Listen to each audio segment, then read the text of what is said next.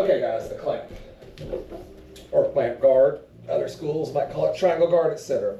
So when I'm here in this position, I'm looking to go thumbs in for lift, for attacking arm bars and triangles, but knuckles in lets me pull the open to this position. I'm opening my guard slightly, left foot's going to the mat. I'll press off the mat and tilt so that my knee will come through at his elbow. My arch of my foot goes to his hip hinge, my knee goes to his shoulder, I cut my angle, and then I'm clamping my knee down and locking it, or clamping my heel down to my knee. Okay, so that's the clamp position. You might know it under a different name. Why the clamp? Why would I choose to play the clamp?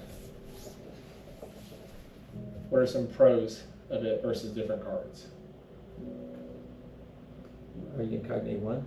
Okay, it is Cognate 1. That's good. So now you're cross-training a position every time you play that. You're getting reps simultaneously for the entry for Ashigarami, single leg X, S-mount, reverse S-mount, etc. Okay, what else? What are some other benefits of that position? Posture's broken. Posture is very broken. Any thoughts on that specifically? You're right, it is breaking posture, but we do that in closed guard as well. Is it more broken? Okay, so actually he's right. So check this out. So in closed guard, when I'm breaking Liam's posture, like let's say I'm using my legs and then I'm adding into it, the most I could ever break his posture so relax would obviously be here because now he's hitting me, we're chest to chest. But when I cut that extreme angle and I'm out to the side, now I can break his posture down lower than my chest line. I can put him all the way down the mat. So it's maximum posture break. Okay, I like that. What else? You have a lot of options. Why? Position. You're right, I agree. You have a lot of submissions. You do have a lot of submissions. I agree. But why? A lot of control. That I agree with both those things. What about the entries? Am I entering from straight on where he's his strongest, or am I entering from lateral where he's his weakest? Lateral. Yeah, so I'm creating angle. I'm not in front of him just like anything else in combat sport. I don't want to be directly in front of the person I'm squaring up with. So he can't be strong in two directions simultaneously. So I'm creating an angle to attack. All right. There's one last thing that chiefly differentiates. We can always choose just for our desires or our wishes, right? It could just be a preference. But tactically and strategically, there's one more reason. And it's something we probably haven't talked about yet. Any other thoughts? All right, so let's look at how am I controlling Liam in closed guard. I'm chiefly controlling Liam with my strongest muscle group, my legs, my quads, and I'm really just clamped to him. So I'm creating attachment through my legs, but all the posture break is through my arms here. I'm having to contend with his structure. When he locks his elbows out, he's very strong on that plane, so it's difficult. If I want to enter into any submissions or enter any sweeps or anything like that, my hands now have to do double duty because I have to have grips and or grip fighting all while trying to break posture. So my hands are breaking posture, maintaining distance or creating frames while trying to enter submissions.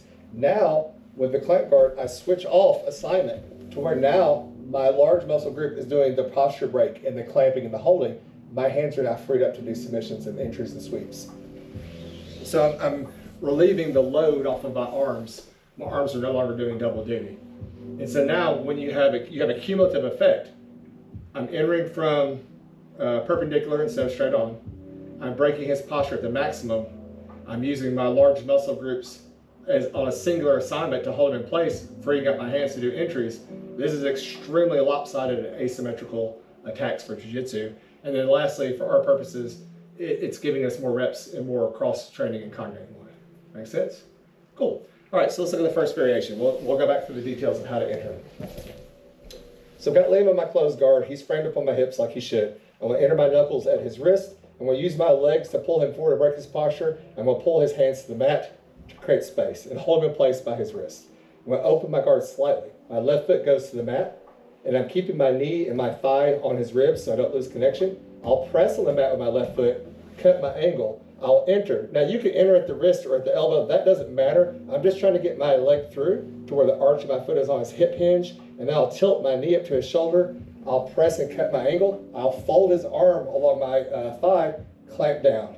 As I do my back extension, the further away I go, I'm losing connection here, but that won't matter here in a minute when I go to submissions because I'm going to let go.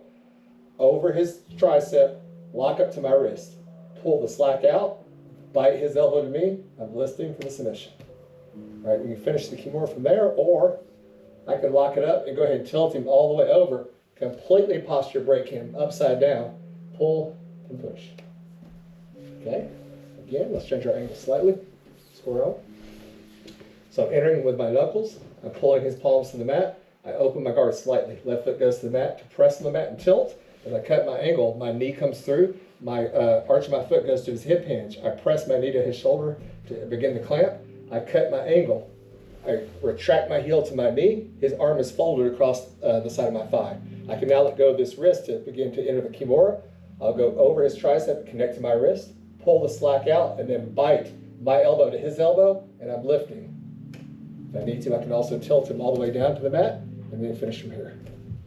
Okay, one more time for one last angle. Switch this way. Close guard, knuckles in, open his palms to the mat, open my guard slightly, left foot goes to the mat. I'm pressing to tilt, cut my angle, my knee enters, arch of my foot goes to his hip hinge, my knee goes to his shoulder as I cut my angle, fold his arm along my thigh, clamp down, that frees this hand up to go over his tricep, connect to my wrist, pull the slack out, bite his elbow with my elbow, tilt my thigh down to the mat, his posture is completely broken, and push slightly. Any questions? All right, guys, let's practice.